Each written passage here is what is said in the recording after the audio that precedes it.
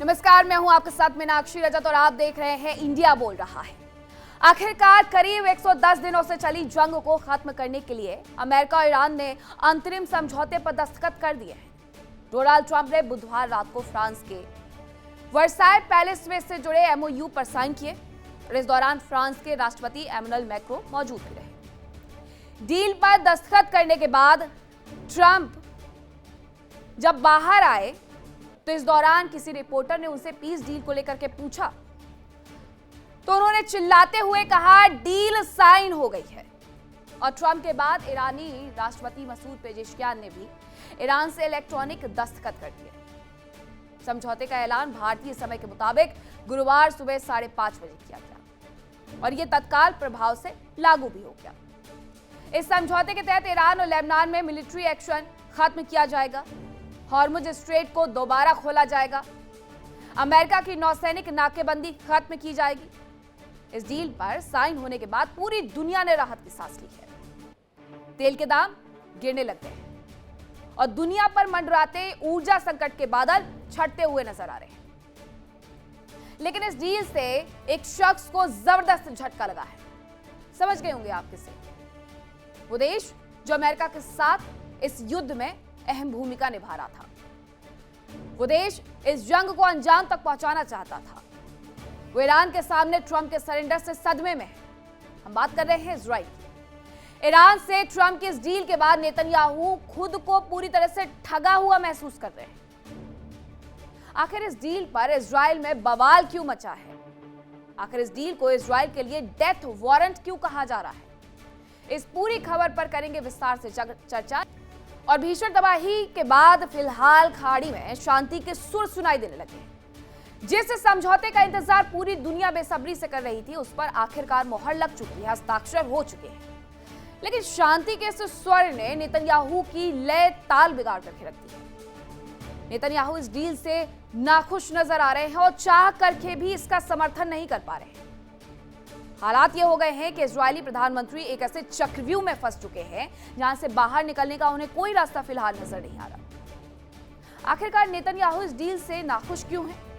ये जानने से पहले नजर डालते हैं अमेरिका ईरान के बीच हुई डील के मेन पॉइंट्स पर।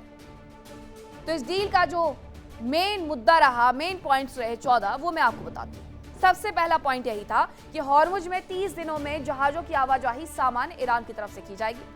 30 दिनों में अमेरिका अपनी समुद्री नाकेबंदी को हटा लेगा और ईरान कभी भी परमाणु हथियार नहीं बनाएगा। ईरान के रिकंस्ट्रक्शन के लिए $300 अरब का फंड दिया जाएगा। ईरानी उत्पादों पर अमेरिकी बैन खत्म किया जाएगा और ईरान के फ्रीज संपत्तियां और धनराशि उसे दे दी जाएगी। एक दूसरे के आंतरिक मामलों में कोई भी दखल नहीं देगा, ये सबसे मेन मुद्दा है। और 60 दिन दिए गए हैं ताकि इस 60 दिन के भीतर अंतिम समझौते पर बातचीत की कोशिशें हों और उसके बाद यूएनएससी की मंजूरी मिल जाए। तो अमेरिका ईरान के बीच में शांति डील इजराइल के लिए एक बड़ी मुश्किल बन गई है। इजराइल के कई नेताओं और सुरक्षा विशेषज्ञों का मानना है कि इस समझौते में उन मुद्दों को शामिल तक नहीं किया गया जिनके नाम पर इजराइल ने ईरान के खिलाफ सख्त रवैया अख्तियार किया हुआ था। इजराइल लगातार 3 प्रमुख मांगे उठाता रहा, सिर्फ 3। पहली, ईरान के परमाणु कार्यक्रम पर पूरी तरीके से रोक। हालांकि इस पर 60 दिनों के भीतर अभी और चर्चा हो। दूसरा, इजराइल चाहता था कि ईरान के बैलिस्टिक मिसाइल कार्यक्रम को पूरी तरीके से खत्म किया जाए। और तीसरा, उसके लिए सबसे जो मुख्य मुद्दा था वो ये कि हिजबुल्लाह, हमास और हूती जैसे प्रॉक्सी संगठनों को जो मदद ईरान की तरफ से दी जाती है वो ना दी जाए, वरना ये इजराइल के फेवर में नहीं होगा। लेकिन इस डील में इन मुद्दों पर कोई ठोस गारंटी नजर नहीं आ रही है और इसी वजह से इजराइल के भीतर इस डील को लेकर के तीखी आलोचना हो रही है।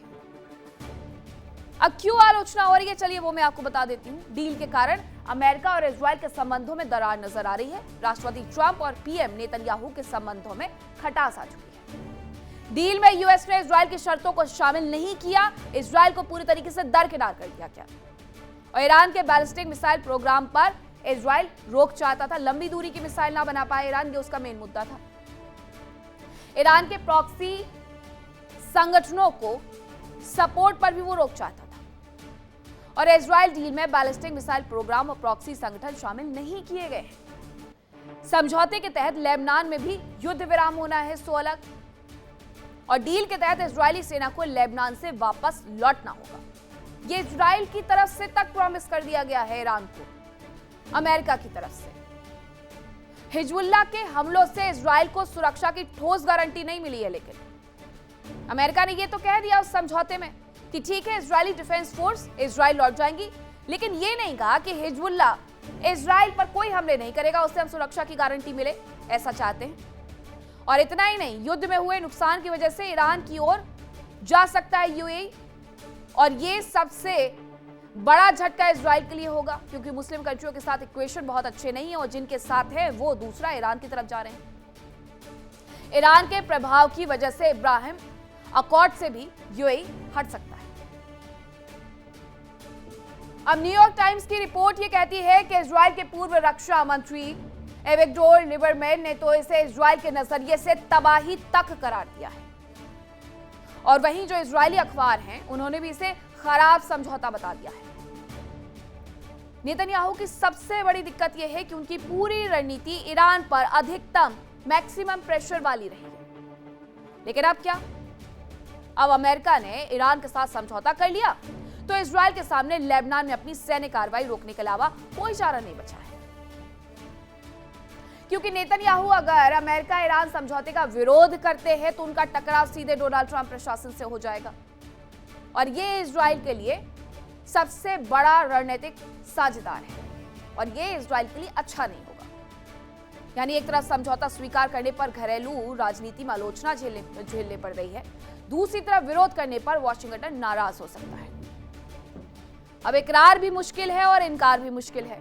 ईरान से अमेरिकी समझौते के बाद मुश्किल में है नेतन्याहू। ईरान पर दबाव बनाने की जो उनकी मैक्सिमम प्रेशर वाली रणनीति थी, अब वो चलते हुए नजर नहीं आ रही है, और डील के बाद लेबनान में सैन्य कार्रवाई उन्हें रोकनी पड़ेगी। समझौते के बाद और मजबूत होंगे ईरान के प्रॉक्सी गुट, जिसमें हमास है, हिजबुल्लाह है, वो फिर से खड़े हो जाएंगे, उन्हें खड़े होने का मौका मिल जाएगा। और डील के खिलाफ जाने पर अमेरिका से सीधे टकराव की आशंका है, और डील से इकरार पर घरेलू सियासत में नेतन्याहू को बड़ा नुकसान हो जाएगा। मतलब इस डील से जहां मिडिल ईस्ट में शांति का शोर सुनाई दे रहा है, वहीं इजराइल में दहशत का सन्नाटा है। जिस तरह से डील को लेकर के ट्रंप ने हड़बड़ी दिखाई, उसके बाद सबसे बड़ा सवाल यह है कि क्या अमेरिका ने ईरान से समझौता करके इजराइल की सुरक्षा चिंताओं को दरकिनार कर दिया है, और क्या वॉशिंगटन की नई प्राथमिकताएं अब तेल, व्यापार, चुनाव है, ना कि इजराइल? सवाल यह भी है कि क्या यह डील पश्चिम एशिया में इजराइल के रणनीतिक दबदबे को कमजोर कर देगी, और क्या अमेरिका अब इजराइल फर्स्ट नहीं बल्कि अमेरिका फर्स्ट की नीति पर पूरी तरीके से वापस लौट आएगा? इन्हीं सवालों के जवाब तलाशने के लिए हमारे साथ खास मेहमान जुड़े हुए हैं, उनका रुख करते हैं। आपको बताती हूँ कौन कौन से मेहमान हमारे साथ जुड़ रहे हैं। ब्रिगेडियर विनोद दत्ता, रक्षा विशेषज्ञ, कैप्टन श्याम कुमार, रक्षा विशेषज्ञ, निपुण आलम बयान, विदेश मामलों के जानकार हैं। फिरोज जी हमारे साथ जुड़ रहे हैं, ईरान मामलों के जानकार हैं। तो सबसे पहले मैं आप ही से पूछना चाहूंगी, निपुण आलम बयान जी, विदेश मामलों के क्योंकि आप जानकार हैं, ये तीनों देशों की इक्वेशन 28 फरवरी 2026 कुछ और आज की तारीख की अगर मैं बात करूं तो तीनों देशों की इक्वेशन कुछ और नजर आ रही है। अब भूत कुछ था, वर्तमान कुछ है, भविष्य कुछ और होगा क्या?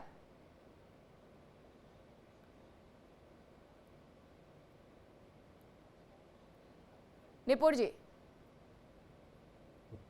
मीनाक्षी, मैं आपका प्रश्न सुन पाया, दोबारा से दोहरा देंगे प्लीज। तीनों देशों की जो इक्वेशन है वो युद्ध शुरू होने से पहले अलग थी, युद्ध समाप्ति यानी कि हस्ताक्षर होने पर तीनों देशों की इक्वेशन अलग हो गई है, तो आने वाला भविष्य भी क्या इन्हीं आधारों पर अब तय होगा?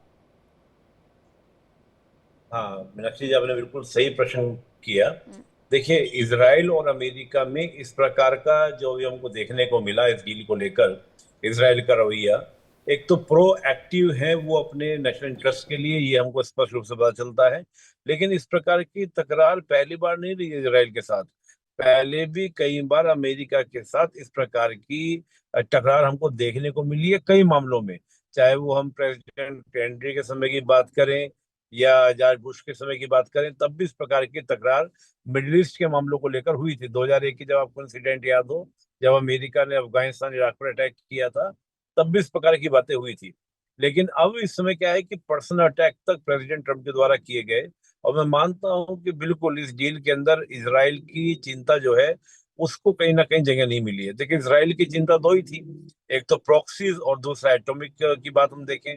और अभी मैं मानता हूं कि जो ये एमओयू साइन हुए हैं आज, ये केवल और केवल कोई स्थायी शांति नहीं है, ये केवल एक डिप्लोमेटिक पहल की शुरुआत हुई है, यानी कि एक डिप्लोमेटिक पहल हुई है। ये 60 दिन तय करेंगे आखिर होना क्या है, भविष्य क्या होगा। मुझे दूसरा पहलू उसमें ये भी लगता है कि कई बार क्या होता है मीनाक्षी जी, अमेरिका इस वॉर से बाहर निकलना चाहता था, और अमेरिका कहीं ना कहीं ईरान को या पूरे वेस्ट एशिया को मैसेज देना चाहता था कि मुझे इस कॉन्फ्लिक्ट में जाना नहीं है, इसमें आगे बढ़ना नहीं है।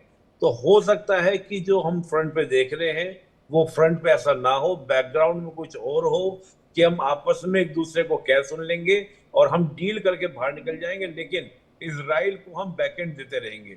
अमेरिका इजराइल का जो रिलेशन है वो कभी भी नॉन ब्रेकेबल है। देखिए, Israel is the captain of the America, इसमें कोई दो राय नहीं है, और इजराइल बगैर अमेरिका के कुछ भी नहीं है। बट इजराइल की जो लॉबिंग है हम देखें कहां पर, अमेरिका के अंदर, वो रिपब्लिकन पार्टी की सपोर्टर हर तरह से, चाहे वोटर के टर्म में बात करें या फंडिंग के टर्म में बात करें, दोनों ही टर्म में महत्वपूर्ण है। तो मैं मान के चल रहा हूं कि इजराइल को लेकर जो हमको दिख रहा है प्रेसिडेंट में, ये स्थायी नहीं है, अस्थायी है। अमेरिका इस वॉर से अपने आप को बाहर निकलना चाहता था, तो उसने किसी तरीके से अपने आप को इससे बाहर निकाल लिया है, अलग थलग कर लिया है। लेकिन जरा फिरोज जी ये मुझे बताइएगा कि इजराइल को जिस तरीके से दरकिनार किया गया है और ऊपर से उसके ऊपर ये सैंक्शन थोपे ही जा रहे हैं, ये मजबूरियां उस पर लगाई जा रही हैं कि अब आप लेबनान से हट जाएंगे और लेबनान में हिजबुल्लाह पर अटैक नहीं करेंगे। इजराइल क्या मान जाएगा इतनी आसानी से? और अगर नहीं माना तो फिर ईरान का कदम क्या होगा? जी, एक्चुअली परिस्थिति बहुत बदल चुकी है अमेरिका के अंदर पिछले 3 सालों में। इजराइल लॉबी काफी वीक हो चुकी है। देखिए इंडिया डेली 24/7 अब आपकी स्मार्ट टीवी पर। इंडिया डेली मौजूद है सभी डिजिटल प्लेटफॉर्म पर लाइव और लगातार। इंडिया डेली 24/7 हर दिन राष्ट्र को समर्पित।